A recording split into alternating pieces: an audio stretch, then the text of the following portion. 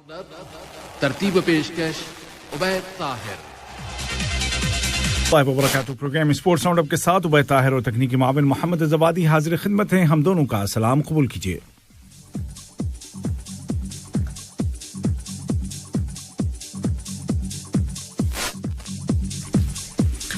खबरों का आगाज करते हैं कतर की एक और कामयाबी के साथ। और कतर के मशहूर खिलाड़ी, रैली ड्राइवर, बेहतरीन, पूरी दुनिया में मशहूर हैं कार चलाने में। और कार भी कोई ऐसी वैसी नहीं, बल्कि वो कार जो पहाड़ों पे भी दौड़ती है, जो सहरा में भी चलती है, और जो दुनिया की मुश्किल से मुश्किल कार रैली में शरीक होकर के हमेशा फतेहयाब आते हैं। 3 बार दकार के चैंपियन बन चुके हैं और चौथी बार भी इस साल इंशाल्लाह उम्मीद है कि दकार रैली 2022 में भी नासिर अल अतिया कतर का परचम बुलंद करेंगे। फिलहाल तो पहला मरहला इस कार रैली का मुकम्मल हो चुका है। सऊदी अरब में हो रही है ये रैली और पहले मरहले में टॉप पर हैं नासिर अल अतिया और दूसरे नंबर पर बहरीन के खिलाड़ी हैं, बहरीन के रैली ड्राइवर फ्रांस के सेबास्टियान। ये बहरीन की टीम है इनफैक्ट, और जो ड्राइवर हैं उनका ताल्लुक है फ्रांस से, लेकिन बहरहाल हैं जी वो दूसरे नंबर पर। और तीसरे नंबर पर हैं जी अल अतिया ही के एक और दोस्त जनूबी अफ्रीका के जेनियल ज़ीफेले। तो फिलहाल 3 घंटे 30 मिनट और 53 सेकंड्स के साथ टॉप पर हैं नासिर अल अतिया। पहला मरहला हो चुका है मुकम्मल इस कार रैली का, जो कि था 514 किलोमीटर का। ये स्टेज 1B कहलाता है। जैसे जैसे ये रैली आगे बढ़ेगी वैसे वैसे पोजीशंस ऊपर नीचे होती रहती हैं, लेकिन फिलहाल जो हम कह सकते हैं वो ये कि बहुत ही जबरदस्त पोजीशन में है अल अतिया और बहुत ही अच्छी कारकर्दगी अब तक की है। उम्मीद यही है कि वो अपनी बढ़तरी बरकरार रखेंगे।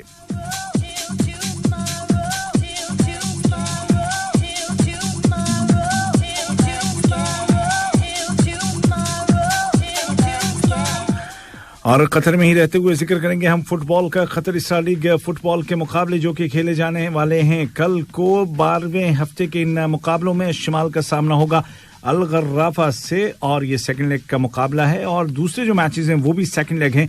अल अहली खेलेगा कतर स्पोर्ट्स क्लब से और ऑस्ट्रेलिया का सामना होगा असद से।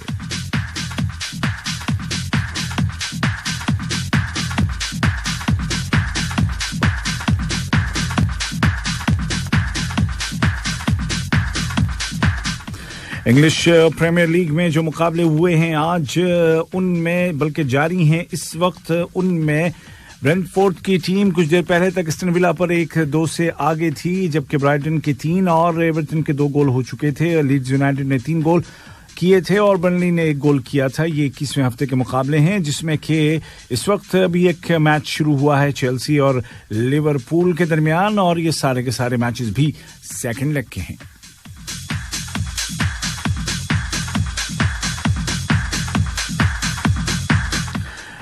Spanish football league La Liga में हैरानकुन तौर पर रियल मैड्रिड को शिकस्त हुई है। खिताबी ने 1-0 से हरा दिया है। मैच का वाहिद गोल 9वें मिनट में एनीस सोनल ने किया था और रियल मैड्रिड आखिर तक जवाब न दे सका। 19वें हफ्ते के हैं ये मुकाबले। दीगर मैचेस इस वक्त जारी हैं और मैदान पर हैं टीमें। एटलेटिको मैड्रिड और रायल वैलेकानो आमने सामने हैं। एटलेटिको मैड्रिड 1-0 से आगे था। कुछ देर पहले तक एल्ची और गरनाता के दरमियान कुछ देर पहले तक कोई गोल नहीं हो सका था, जबकि आज ही 2 मैच और होने वाले हैं। अब से कुछ ही देर में शुरू होंगे, बल्कि 2 क्या 3 मैच होंगे। दिपर्टिवो अलावेस खेल रहा है रियल सोसिएडाड के खिलाफ और रियल बीट्स का सामना हो रहा है सेल्ता विगो से। ये मुकाबले कतर के वक्त के मुताबिक 8:30 बजे होंगे, जबकि रात 11 बजे मैच होगा बार्सिलोना का और सामने है रियल मायोर्का की टीम।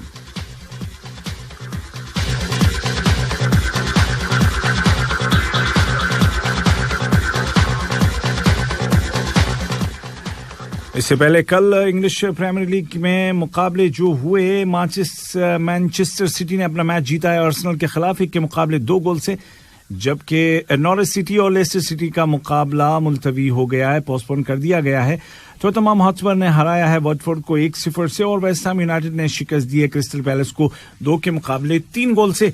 और फिलहाल जो यहाँ पर पोजीशन है पॉइंट्स टेबल पर मैनचेस्टर सिटी टॉप पर है, उसके 53 पॉइंट्स हैं। उनके करीब तरीन जो टीम है 20 मैच खेलने के बाद वो है चेल्सी की टीम, लेकिन वो उससे दूर है पूरे के पूरे 11 पॉइंट्स, यानी कि 42 पॉइंट 42 पॉइंट्स हैं चेल्सी के, जबकि लिवरपूल 41 पॉइंट्स के साथ तीसरे नंबर पर मौजूद है।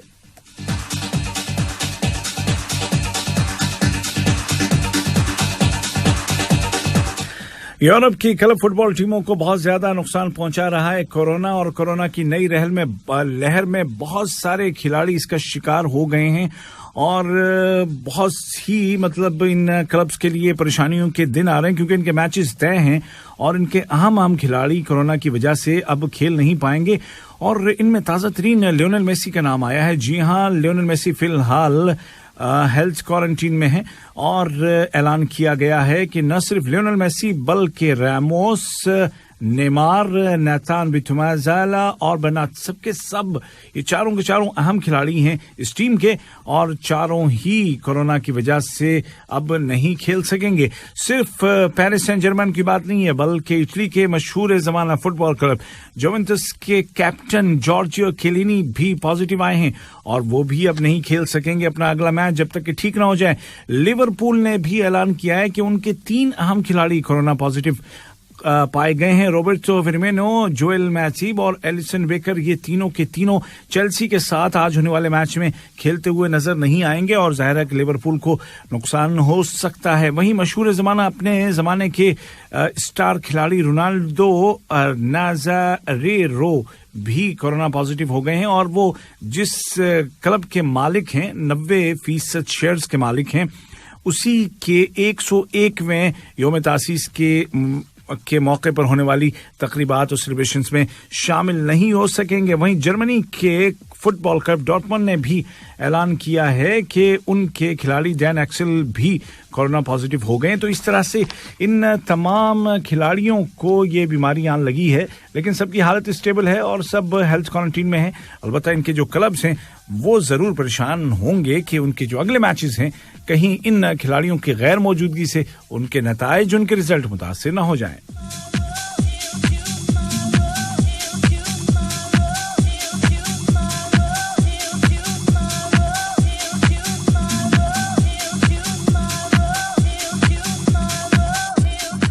और अब चलते हैं हम फुटबॉल की दुनिया से क्रिकेट की दुनिया में। बात करेंगे पहले न्यूजीलैंड और बांग्लादेश के दरमियान जारी पहले टेस्ट मैच की। ये मुकाबला हो रहा है न्यूजीलैंड में माउंट मैगनाई में।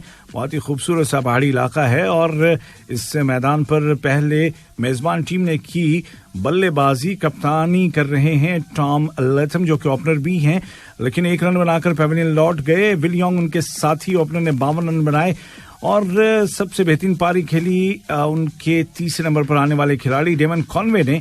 कॉनवे जो कि तेज रफ्तारी के लिए भी मशहूर है, लेकिन टेस्ट में भी उन्होंने कमाल दिखाया है। 122 रन बनाए, यानी कि सेंचुरी मुकम्मल की, 1 छक्का और 16 चौके लगाए। 227 बॉलों का उन्होंने सामना किया। उनके अलावा 75 रन हेनरी निकोलस ने स्कोर किए। वो खुद भी तेज खेलने वाले खिलाड़ी हैं, लेकिन अब बेहतरीन टेम्परामेंट का मुजाहिरा किया इन दोनों खिलाड़ियों ने, जो कि अपनी ताबड़तोड़ बल्लेबाजी के लिए जाने जाते हैं। और इन 2-3 बड़ी पारियों की बदौलत पहली पारी में न्यूजीलैंड ने 328 रन स्कोर किए। बांग्लादेश की जानिब से 2 खिलाड़ियों ने 3-3 विकेट हासिल किए। फास्ट बॉलर शरीफुल इस्लाम ने 69 रन देकर के 3 खिलाड़ियों को आउट किया, जबकि मेहदी हसन मिराज ने 86 रन देकर के 3 खिलाड़ियों को आउट किया। उसके अलावा 2 विकेटें मोमिनुल हक को मिली और इबादत हुसैन ने 1 खिलाड़ी को आउट किया। न्यूजीलैंड की पहली पारी 328 के जवाब में बांग्लादेश ने दूसरे दिन का खेल खत्म होने तक 175 रन 175 फॉर 2 स्कोर कर लिए थे। बांग्लादेश की जानिब से महमूदुल हसन जॉय ने शानदार खेल का मुजाहिरा किया।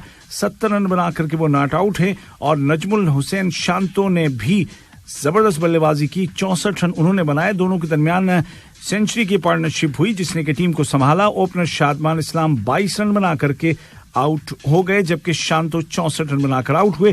खेल खत्म होने पर 175 रन बन चुके थे, और कप्तान मोमिनुल हक 8 रन बनाकर और महमूदुल हसन जॉय 70 रन बनाकर मौजूद थे क्रीज पर। बांग्लादेश को अभी 153 रन 153 रन और चाहिए कि वो न्यूजीलैंड के पहले स्कोर की बराबरी पर पहुंच सके।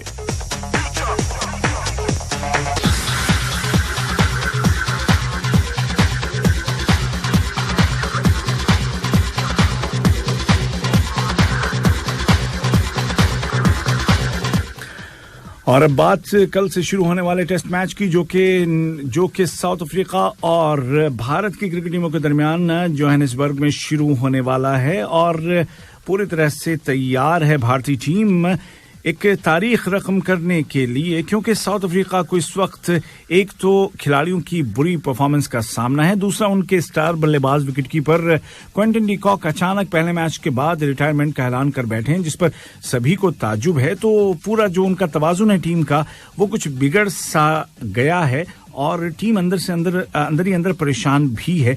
यहां भारतीय टीम के लिए एक शानदार मौका है कि वो तारीख रकम करे, क्योंकि कभी भी ऐसा नहीं हुआ है कि भारत साउथ अफ्रीका को उसकी सरजमीन पर किसी टेस्ट सीरीज में शिकस्त दे सका हो। तो कोहली के पास और उनकी टीम के पास ये मौका है कि वो भारत की जानिब से ये तारीख रकम करें और जोहानिसबर्ग का टेस्ट मैच जीत करके ये बात यहीं पे खत्म कर दें। हालांकि उसके बाद भी एक टेस्ट मैच होना है, लेकिन अगर वो ये दूसरा मैच जीत गए तो सीरीज यहीं पर उनके नाम हो जाएगी, जिसकी वो पूरी कोशिश भी करेंगे। वैसे तीसरा टेस्ट मैच केप टाउन में होगा जो कि 11 जनवरी से शुरू होगा। उसके बाद होगी 3 मैचों पर मुश्तमिल ओडीआई सीरीज, जिसका आगाज होगा 19 जनवरी से, दूसरा मैच 21 जनवरी को और तीसरा और आखिरी मुकाबला केप टाउन में 23 जनवरी को खेला जाएगा। और इसके लिए यानी कि ओडीआई सीरीज के लिए खिलाड़ियों के नामों का ऐलान भी कर दिया गया है। केएल राहुल को बनाया गया है कप्तान, क्योंकि जो कप्तान हाल ही में बनाए गए थे रोहित शर्मा वो अभी तक सेहतियाब नहीं हो सके हैं और उनकी गैर मौजूदगी में चूंकि कोहली भी ऐलान कर चुके थे कि वो अवेलेबल नहीं है ओडीआई सीरीज के लिए, तो केएल राहुल को बना दिया गया है कप्तान और जसप्रीत बुमराह को बना दिया गया है वाइस कैप्टन। कई खिलाड़ियों की वापसी हुई है और इन खिलाड़ियों के नाम कुछ इस तरह हैं कि केएल राहुल, जसप्रीत बुमराह, शिखर धवन, ऋतुराज गायकवाड़ और विराट कोहली का नाम भी ओडीआई के स्क्वाड में शामिल है। सूर्य कुमार यादव, श्रेयस अय्यर, और ये एक बड़ा ही जबरदस्त था और चौंका देने वाला ये कहिए कि फैसला है या एक लिस्ट है हमारे सामने। वेंकटेश अय्यर हैं, ऋषभ पंत हैं, ईशान किशन, अश्विन, वॉशिंगटन सुंदर, भुवनेश्वर कुमार, दीपक चहर, शार्दुल ठाकुर, प्रसिद्ध कृष्णा, फास्ट बॉलर मोहम्मद सिराज, युजवेंद्र चहल।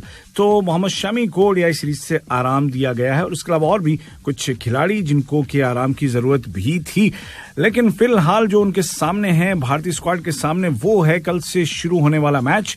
और इस मैच से पहले राहुल द्रविड़ ने जम करके तारीफ की है कोहली की कि बहुत कुछ इन दिनों में बोला गया, लेकिन कोहली बहुत ही कंपोज रहे। अलबत्ता ये उन्होंने जरूर कहा कि भारतीय टीम ने जो कारकर्दगी पहले मैच में दिखाई है वो इससे बेहतर कर सकती थी और उम्मीद है कि दूसरे मैच में इससे बेहतर कारकर्दगी सामने आएगी। कोहली मीडिया के सामने दूसरे टेस्ट मैच से पहले भी नहीं आए, पहले भी नहीं आए थे। उसका जवाब राहुल द्रविड़ ने यह दिया है कि कोहली आएंगे अपने करियर के 100वें टेस्ट मैच से पहले। जी हां, कोहली कल से शुरू होने वाला जो टेस्ट मैच है ये उनकी जिंदगी का 99वां टेस्ट मैच है, 99th टेस्ट मैच, और उसके बाद आएगा जी टेस्ट का सैकड़ा या टेस्ट की सेंचुरी जो कि होगी केप टाउन में। और राहुल द्रविड़ ने यह कहा है कि अपने 100वें टेस्ट मैच खेलने से पहले मीडिया से जरूर बात करेंगे कप्तान विराट कोहली।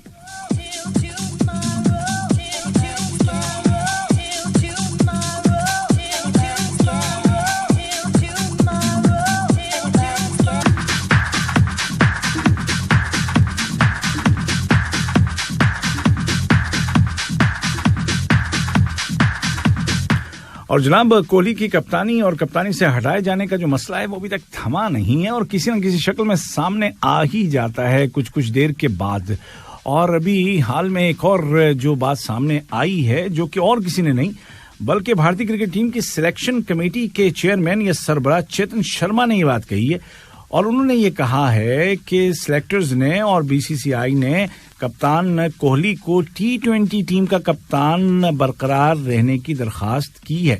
अब ये अजीब सी बात है क्योंकि कोहली को T20 और ओडीआई दोनों से कप्तानी से हटाया गया और अब सिलेक्शन कमेटी के चेयरमैन का ये कहना है कि हम सिर्फ ओडीआई में उनको हटाना चाह रहे थे लेकिन T20 का कप्तान उनको रखना चाहते थे।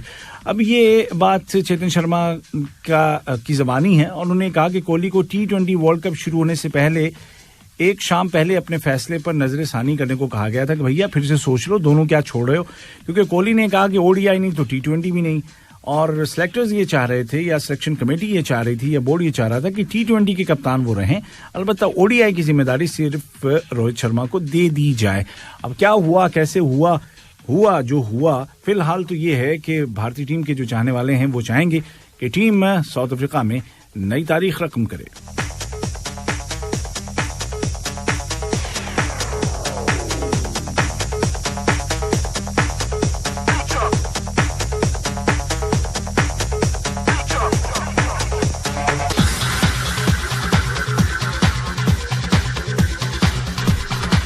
अच्छा जी, चलते चलते क्रिकेट ही से कुछ और खबरें, बल्कि कुछ और रिजल्ट्स आपको मैं बता देता हूं। बीबीएल के बैश लीग, जो कि आप जानते हैं कि दुनिया के मशहूर तरीन जो T20 लीग्स हैं उनमें से एक है बिग बैश, और इसमें जो मुकाबले कल होने वाले हैं उनमें मुकाबला स्टार्स का रेनेगेड्स के साथ होगा और ये मैच मेलबर्न में खेला जाएगा। दूसरा मुकाबला जो कि होगा मंगल को हीट और सिक्सर्स के दरमियान, और ये मैच खेला जाएगा कैरारा में। और यहाँ पर सूरत हाल कुछ यूं है, अगर हम बात करें पॉइंट्स की और टेबल की, तो यहाँ पर बड़ा ही एक अजीब सी बात यहाँ पर एक और देखी है कि यहाँ पे 0.5 भी पॉइंट दिए जाते हैं या दिए गए हैं। तो जो फिलहाल जो टॉप पर है वो तो पीएस हैं और उनके हैं G25 टोटल पॉइंट्स, यानी कि 8 में से 7 मैच उन्होंने जीते हैं, जबकि सिडनी सिक्सर्स के 22.5 पॉइंट्स हैं, वही जो मैं 0.5 की बात कर रहा था, और वो दूसरे नंबर पर हैं। तो ये है जी हाल अहवाल इस दुनिया की मशहूर ज़माना लीग का, और ये बिल्कुल वैसे ही शौक से देखी जाती है जैसे कि आईपीएल को देखा जाता है, ऐसे ही ऑस्ट्रेलिया में बिग बैश लीग को देखा जाता है। अगरचे कोरोना के असरात हर जगह मौजूद हैं, और फिलहाल तो ऑस्ट्रेलियन ओपन टेनिस का जो पहला साल का ग्रैंड स्लैम होता है उस पर भी कोरोना के साए हैं। बहुत सारे खिलाड़ी अभी तक पता नहीं शामिल होंगे नहीं होंगे, और कैसे चलेगा ये टूर्नामेंट, क्या उसमें कितने लोगों को आने की इजाजत दी जाएगी वगैरह वगैरह। जैसे जैसे आगे बढ़ेगा वक्त वैसे वैसे ये चीजें होंगी वाज़ेह।